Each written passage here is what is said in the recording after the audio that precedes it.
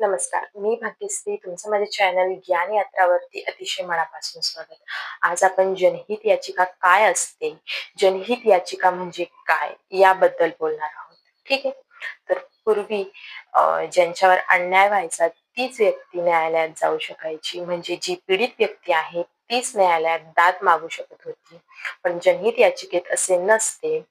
जनहित याचिकेमध्ये एखादी व्यक्ती गरीब असेल, पीडित असेल, दुर्बळ असेल, तर त्या व्यक्तीच्या वतीने एखादी व्यक्ती किंवा एखादी संस्था किंवा एखादा समूह न्याय मागण्यासाठी जनहित याचिका सादर करू शकतात. ठीक आहे. तर सर्वोच्च न्यायालयामध्ये जनहित याचिका ही कलम 32 द्वारे स्वीकारतात. तर उच्च न्यायालयामध्ये जनहित याचिका हे कोणत्या कलमाद्वारे स्वीकारतात हे तुम्ही मला कमेंट्स मध्ये सांगा.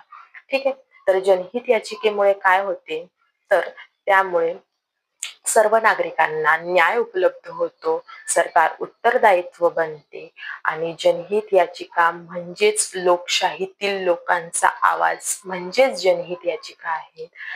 तर अशाच प्रकारच्या व्हिडिओसाठी माझ्या चॅनलला सबस्क्राईब करा. व्हिडिओ आवडला असेल तर लाईक करा, शेअर करा, कमेंट्स करा आणि माझ्या चॅनलला सबस्क्राईब करा. जय हिंद, जय महाराष्ट्र.